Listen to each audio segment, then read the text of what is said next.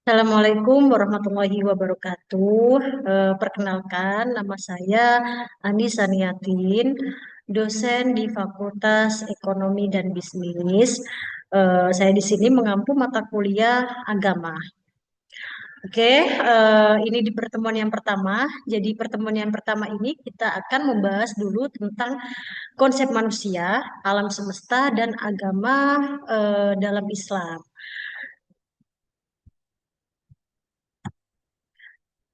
Di pokok pembahasan ini nanti kita akan membahas tentang bagaimana sih konsep mengenai manusia itu, kemudian alam semesta dan agama Islam, kemudian yang kedua tentang keberagaman, dan yang ketiga hubungan antara manusia, alam, dan agama Islam. Baik, di mana Islam itu memandang bahwa manusia, alam semesta, dan juga agama adalah tiga hal yang saling berkaitan. Jadi manusia, alam semesta, dan agama ini saling berkaitan. Di mana manusia itu diciptakan oleh Allah dengan akal dan hati untuk menjadi khalifah yang menjaga dalam memakmurkan bumi. Kemudian kalau alam semesta ini ciptaan Allah yang menunjukkan tanda-tanda kekuasaannya dan semua itu memiliki tujuan. Kemudian agama Islam menjadi pedoman hidup yang mengatur hubungan manusia dengan Tuhan, dengan sesama, dengan alam, dan juga supaya hidup perjalanan ini semakin seimbang, adil, dan sesuai kehendak Allah. Jadi antara manusia, alam semesta, dan agama ini adalah saling berhubungan sekali. Kemudian definisi tentang manusia. Manusia itu merupakan makhluk yang satu-satunya makhluk yang sangat sempurna. Jadi manusia diciptakan dalam bentuk yang paling sempurna sebagaimana dalam firman Allah surat Al-Hijr, wa id qala rabbuka lil malaikati inni khaliqum basyaram min solsolim min hamaim masnun. Jadi dikatakan bahwa ketika Tuhanmu berfirman kepada malaikat, sesungguhnya aku akan menciptakan seorang manusia dari tanah liat kering, dari lumpur hitam yang dibentuk. Lah, kemudian bagaimana sih tanda kebesaran Allah? Jadi tanda kebesaran Allah ini dikatakan dalam eh, Al-Quran, di mana ayat ini, dalam ayat di atas ini menerangkan bahwa pembentangan alam semesta dapat disimpulkan bahwa ruang alam, al-sama, dan materi al-ard, dan sebelumnya dibisahkan Allah adalah sesuatu yang padu. Jadi alam semesta ketika itu merupakan satu kumpulan. Kemudian agama sebagai pengatur kehidupan. Jadi fungsi agama dalam untuk manusia itu adalah merupakan buah atau hasil kepercayaan dalam hati. Jadi manusia karena dia dibekali oleh akal, maka dia akan mencari tahu tentang Tuhan. Kemudian Tuhan ini sudah pastinya berhubungan dengan agama dan hasil dari kepercayaan dalam hati itu. Jadi ibadah yang muncul lantaran telah ada itikat terlebih dahulu menurut dan patuh terhadap iman.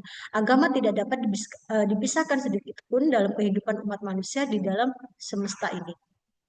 Lah, konsep manusia dalam Islam. Jadi konsep manusia dalam Islam yang pertama al-bashar. Jadi al-bashar ini menekankan aspek biologis dan fisik manusia, yaitu dari daging, darah, kebutuhan manusia, makan dan minum, tidur dan juga yang lainnya.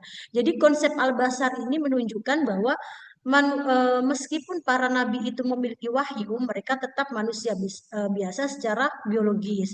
Jadi menegaskan kesetaraan dalam kodrat fisik seluruh manusia. Jadi semua manusia itu sama. Dia juga apa ya, memiliki kesetaraan kodrat fisik. Fisiknya ini sama seluruh manusia itu sendiri. Jadi meskipun nabi yang dia itu memiliki wahyu, dia juga tetap manusia biasa.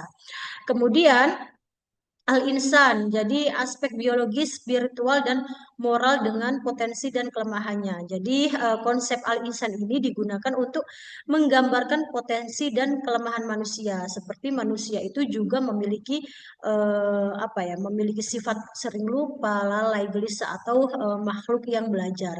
Jadi ini dikatakan bahwa manusia mempunyai tanggung jawab moral dan spiritualnya. Kemudian yang ketiga, konsep manusia itu dikatakan di dalam aspek genealogi dan kemanusiaan yang universal, di mana konsep ini mengatakan bahwa manusia akan asal-usulnya itu sebagai satu umat dari Nabi Adam, menjadi dasar persaudaraan kemanusiaan dan kesatuan ras manusia. Artinya manusia itu adalah umat dari Nabi Adam itu. Makanya semua manusia yang ada di dunia ini adalah saudara. Jadi saling toleransi, gotong royong, musyawarah itu sangat dibutuhkan sekali. Kemudian yang keempat, Abdullah atau itu hamba Allah, di mana menunjukkan hubungan vertikal dan kewajiban untuk beribadah, yang memiliki makna bahwa hakikat manusia di dunia ini adalah hamba, bukan tuan. Jadi kita semua ini adalah hamba. Kehormatan tertinggi manusia adalah ketika ia tunduk sepenuhnya kepada Allah. Makanya seorang hamba, ketika manusia ini dikatakan sebagai seorang hamba, maka hamba ini adalah harus tunduk kepada Allah, harus tunduk sebetulnya kepada Tuhannya. Kemudian konsep alam dalam Islam di mana pada hakikatnya alam semesta haruslah dipahami sebagai wujud dari keberadaan Allah. Jadi adanya alam semesta ini maka kita harus apa ya, yakin bahwa adanya alam semesta ini berarti wujud dari adanya keberadaan Allah itu. Sebab alam semesta dan seluruh isinya ini serta hukumnya tidak ada tanpa keberadaan Allah yang Maha Kuasa. Nah, ini dikatakan dalam Al-Quran, segala puji bagi Allah yang telah menciptakan langit dan bumi dan menjadikan kegelapan dan cahaya. Sungguh pun demikian orang-orang yang kufur mempersamakan Tuhan mereka dengan sesuatu yang lain. Kemudian keberagaman yang mencerahkan. Jadi beragama yang mencerahkan berarti mampu mengeluarkan diri dan lingkungan dari kegelapan menuju cahaya kebenaran dan kebaikan, menciptakan kehidupan yang lebih baik. Artinya, walaupun kita berbeda di dunia ini, agama itu kan banyak sekali, bukan hanya agama Islam.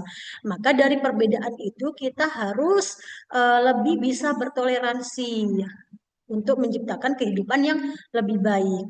Kemudian, bagaimana hubungan manusia, alam, dan agama? Jadi, manusia dengan agama. Agama itu adalah fitrah manusia, membimbing untuk mencari jati diri dan melaksanakan peran yang diperintahkan. Artinya, agama itu untuk menjadi pedoman manusia itu sendiri untuk melaksanakan hal-hal yang diperintahkan oleh Allah. Kemudian, manusia dengan alam. Jadi, ini bersifat afirmatif, di mana merupakan relasi yang ideal antara keduanya itu, di mana manusia sebagai makhluk yang aktif dan bertanggung jawab harus bisa mengoptimalkan alam raya ini untuk meraih kemakmuran dan kebaikan manusia itu sendiri. Makanya hubungan manusia, alam, dan juga agama ini saling berkaitan sekali. Intinya di dalam materi ini memiliki tujuan untuk menjadikan manusia itu melaksanakan segala peran yang diperintahkan oleh Allah. Jadi menjauhi segala larangannya dan menjalankan segala perintahnya. Sehingga agama itu mengatur segala sendi kehidupan manusia dan dapat dikatakan bahwa agama itu merupakan pengatur manusia untuk menjalankan perannya di bumi ini. Makanya agama itu sangatlah dibutuhkan sekali untuk manusia itu, karena agama sebagai pedoman hidup manusia. Karena kalau misalkan manusia ini tidak memiliki agama, maka kehidupannya pun akan berantakan. Tidak ada dia memiliki kehidupannya itu nggak ada lampu-lampu lalu lintasnya. Jadi agama di sini juga bisa bisa menfilter perilaku-perilaku yang buruk di dunia ini. Oke, mungkin itu saja yang bisa saya sampaikan. Kita ketemu lagi di pertemuan yang kedua. Kalau misalkan ada pertanyaan, bisa langsung chat di email saya, anisaniatin@unibamadura.ac.id. Saya akhiri. Wassalamualaikum warahmatullahi wabarakatuh.